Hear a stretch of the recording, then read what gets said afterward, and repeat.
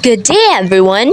Welcome to our video discussion. Today, we're going to talk about history, entitled The Speech of President Corazon C. Aquino before the joint session of the United States Congress on September 18, 1986. We are the reporters. I am Ataya Minette Hating, together with my groupmates, Daria Lynn Lorenzana and Chrysler Latayada. So this is the flow of our discussion. First, the autobiography of Corazon Aquino. Second, People Power Revolution. Third, about the speech of Corazon Aquino. And lastly, the analysis of the speech. Maria Corazon Cory Sumulong Cuangco Aquino, born on 25 of January in 1933 in Panique, Tarlac. She died on August 1, 2009 at Makati Medical Center in Makati. Her presidential term started on February 25, 1986 and it ended on June 30, 1992.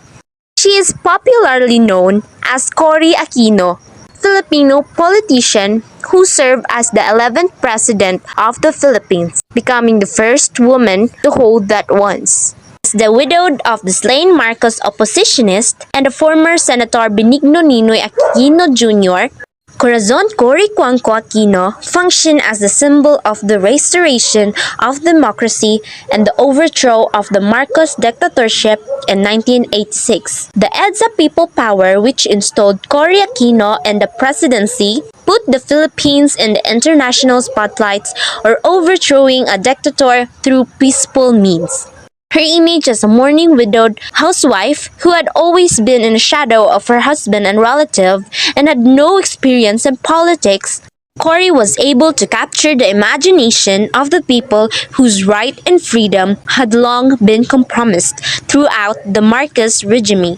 This is despite the fact that Cory came from a rich Hacendero family in Tarlac and owned vast estates of sugar plantation and whose relatives occupy local and national government position.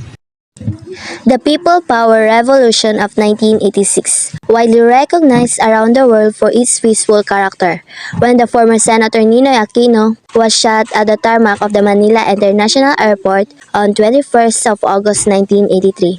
The Marcos regime greatly suffered the crisis of legitimacy. Protests from different sectors frequented different areas in the country. Marcos' credibility in the international community also suffered, paired with the looming economic crisis. Marcos had to do something to prove to his allies in the United States that he remained to be the democratically anointed leader of the country. He called for a snap election in February 1986, where Corazon Cuangco Aquino, the widow of the slain senator, was convinced to run against Marcos. The canvassing was rigged to Marcos' favor, but the people expressed their protests against the corrupt and authoritarian government. Leading military officials of the regime and martial law orchestrators themselves, Juan Ponce Enrile and Fidel V. Ramos, plotted to take over the presidency until civilians headed the call of the Manila Archbishop Jaime Cardinal Sin and other civilian leaders gathered in EDSA. The overwhelming presence of civilians in EDSA successfully turned a coup into a civilian demonstration. The thousands of people who gathered overthrew Ferdinand Marcos from the presidency after 21 years. And now, we will tackle about the speech of Corazon Aquino. On 18th of September 1986, 7 months since Cory became president, she went to the United States and spoke before the joint session of the U.S. Congress. Cory was welcomed with long applause as she took the podium and addressed the United States about her presidency and the challenges faced by the new republic. She began her speech with a story of her leaving the United States 3 years prior as a newly wedded wife of Ninoy Aquino. She then told of Ninoy's character, conviction, and resolve in opposing the authoritarianism of Marcos. She talked of 3 times that they lost Ninoy, including his demise on August 23, 1983. The first time was when the dictatorship detained Ninoy with other dissenters. Cory related, "The government sought to break him by indignities and terror. They locked him up in a tiny, nearly airless cell in a military camp in the north. They stripped him naked, and held the threat of a sudden midnight execution over his head. Ninoy held up manfully under all of it. I barely did as well. For 43 days, the authorities would not tell me what had happened to him. This was the first time my children and I felt we had lost him. Cory continued that when Ninoy survived that first detention, he was then charged of subversion, murder, and other crimes. He was tried by a military court whose legitimacy Ninoy adamantly questioned. To solidify his protest, Ninoy decided to do a hunger strike and lasted for 40 days. Cory treated this event as the second time that their family lost Ninoy. When that didn't work, they put him on trial for subversion, murder, and a host of other crimes before a military commission. Ninoy challenged its authority and went on a fast. If he survived it, then he felt God intended him for another fate. We had lost him again, for nothing would hold him back from his determination to see his fast through to the end. He stopped only when it dawned on him that the government would keep his body alive after the fast had destroyed his brain. And so, with barely any life in his body, he called off the fast on the 40th day. Ninoy's death was the third and the last time that Cory and their children lost Ninoy. And then we lost him irrevocably and more painfully than in the past. The news came to us in Boston. It had to be after the 3 happiest years of our lives together. But his death was my country's resurrection in the courage and faith by which alone they could be free again. The dictator had called him a nobody. Yet 2 million people threw aside their passivity and fear and escorted him to his grave. Cory attributed the peaceful EDSA revolution to the martyrdom of Ninoy. She stated that the death of Ninoy sparked the revolution and the responsibility of offering the democratic alternative and fallen on her shoulders. Cory's address introduced us to her democratic philosophy, which she claimed she also acquired from Ninoy. She argued, I held fast to Ninoy's conviction that it must be by the ways of democracy. I held out for participation in the 1984 election the dictatorship called, even if I knew it would be rigged. I was warned by the lawyers of the opposition that I ran the grave risk of legitimizing the foregone results of elections that were clearly going to be fraudulent. But I was not fighting for lawyers, but for the people, in whose intelligence I had implicit faith. By the exercise of democracy, even in a dictatorship, they would be prepared for democracy when it came. And then also, it was the only way I knew by which we could measure our power, even in the terms dictated by the dictatorship. The people vindicated me in an election shamefully marked by government thuggery and fraud. The opposition swept the elections, garnering a clear majority of the votes, even if they ended up, thanks to a corrupt commission on elections, with barely a third of the seats in parliament. Now I knew our power. Cory talked about her miraculous victory through the people's struggle and continued talking about her earliest initiatives as the president of a restored democracy. She stated that she intended to forge and draw reconciliation after a bloody and polarizing dictatorship. Cory emphasized the importance of the EDSA revolution in terms of being a limited revolution that respected the life and freedom of every Filipino. She also boosted the restoration of a fully constitutional government whose constitution gave utmost respect to the Bill of Rights, she reported to the U.S. Congress. Again, as we restore democracy by the ways of democracy, so are we completing the constitutional structures of our new democracy under a constitution that already gives full respect to the Bill of Rights. A jealously independent constitutional commission is completing its draft, which will be submitted later this year to a popular referendum. When it is approved, there will be elections for both national and local positions. So within about a year from a peaceful but national upheaval that overturned a dictatorship, we shall have returned to full constitutional government. Cory then proceeded on her peace agenda with the existing communist insurgency aggravated by the dictatorial and authoritarian measure of Ferdinand Marcos. She asserted, My predecessor set aside democracy to save it from a communist insurgency that numbered less than 500. Unhampered by respect for human rights, he went at it with hammer and tongs. By the time he fled, that insurgency had grown to more than 16,000. I think there is a lesson here to be learned about trying to stifle a thing with the means by which it grows. Cory's peace agenda involves political initiatives and reintegration program to persuade insurgents to leave the countryside and return to the mainstream society to participate in the restoration of democracy. She invoked the path of peace because she believed that it was the moral path that a moral government must take. Nevertheless, Cory took a step back when she said that while peace is the priority of her presidency, she will not waver when freedom and democracy are threatened. She said that, similar to Abraham Lincoln, she understands that force may be necessary before mercy, and while she did not relish the idea, she will do whatever it takes to defend the integrity and freedom of her country. Cory then turned to the controversial topic of the Philippines' foreign debt amounting to $26 billion at the time of her speech. This debt had ballooned during the Marcos regime. Cory expressed her intention to honor those debts despite mentioning that the people did not benefit from such debts. Thus, she mentioned her protestations about the way the Philippines was deprived of choices to pay those debts within the capacity of the Filipino people. She lamented.